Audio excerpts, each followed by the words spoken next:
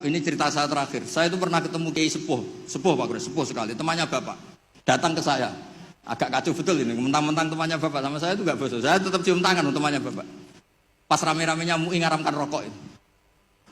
Gus, saya ini mau tanya jenengan. Kalau jenengan jawab haram tak lawan. Waduh.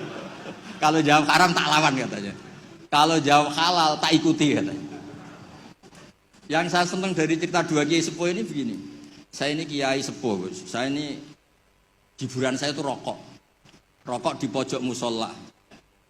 Habis maghrib sampai jam 10. Kalau istri sudah tenang, nggak berontak baru pulang. Gitu.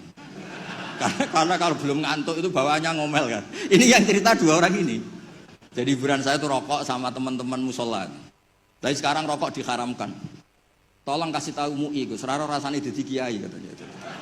Kalau orang awam hiburan kan bisa lihat dangdut katanya, bisa saweran. Saya ini kan kiai, Gus, gak pantas. Hiburannya hanya rokok. Gitu aja kok diharamkan. Ya sudah bah, halal kata saya. Oh itu senengnya bukan main. Setelah itu kemana-mana bilang, kata Gus Pak halal gak? Waduh. Alasannya itu hiburannya katanya. Jadi saya semenjak jadi kiai itu ya sering dapat orderan fikih itu. Ya maksud saya beragama itu mudah. Yuridu wa bikumul yusra wala yuridu bikumul usra. Jadi ana intagoni abdi. Makanya sampean harus yang senang, yang ceria. Karena ini untuk melawan setan.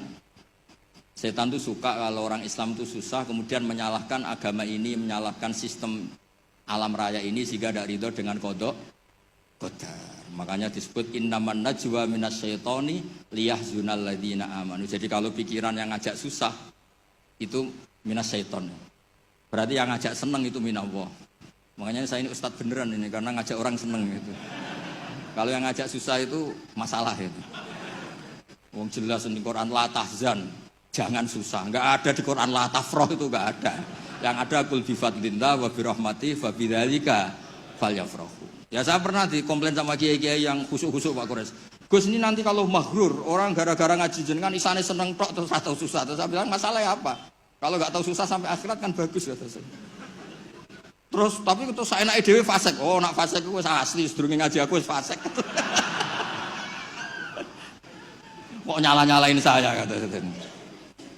Nah ini penting ya supaya jenengan itu beragama itu rileks nyaman karena Allah itu suka sekali menghitung nikmatnya itu suka. Dulu ada orang Arabi datang ke Nabi itu gak punya apa-apa. Terus tanya, ya Rasulullah engkau menyuruh saya syukur, saya ini gak punya apa-apa. Nyukuri apa? Istri gak punya, harta gak punya, semuanya gak punya. Saya nyukuri apa? Nabi itu ngelihat sandalnya di padang pasir kan panas. Lah itu dua sandal kamu. Kalau kamu gak punya ini panas. Oh iya ya Gusti, alhamdulillah. Hanya punya sandal itu. Ya kayak sampean itu kan ceria, punya nekat saja cukup lah. Kenapa seneng? Gak usah alasan, nekat saja pokoknya penting. Ya jadi sekaligus ijazah, jadi yang dihitung apa itu alam nasroh, hati lapang. Terus kul bi fadlillah wa bi rahmati fa bidzalika. Bapak saya itu paling sering mensyariatkan seneng. Kalau pagi ngajak jalan-jalan saya itu, kalau ada orang miskin itu di warung nongkrong, rokoknya satu aja hutang, satu ler aja hutang. Terus ngomong itu seakan-akan dunia miliknya.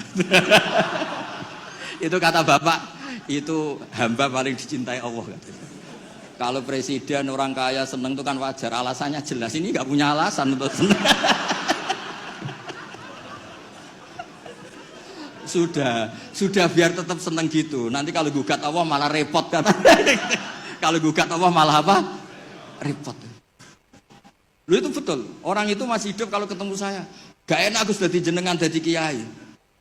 Nakal ra pantes, gak mulang gak pantes. Enak dadi kula Gus. Apa wae pantes.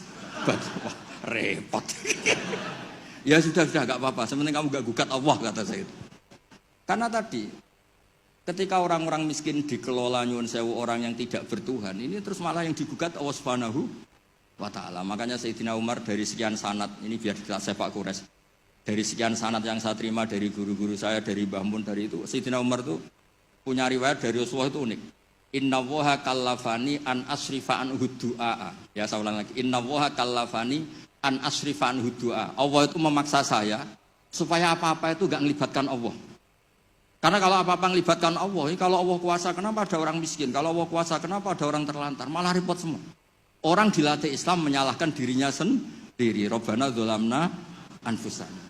Makanya Umar terus pidato, jika ada orang yang tidak makmur ketika saya jadi khalifah, salahkan Umar, jangan nyalahkan Allah. Anda punya pemimpin yang tidak becus. Kalau Sayyidina Ali mirip cuma agak kacau. Diskusinya agak kacau. Tapi kacau ilmiah tetap bagus. Ada orang ngelapor, ya Ali, ketika kita dipimpin Umar, dipimpin Abu Bakar, Umar baik. Kenapa setelah engkau pimpin kacau? Konflik, kata Ali. Ketika Abu Bakar, Umar mimpin, itu rakyatnya baik-baik kayak saya. Pas saya mimpin, rakyatnya kayak kamu.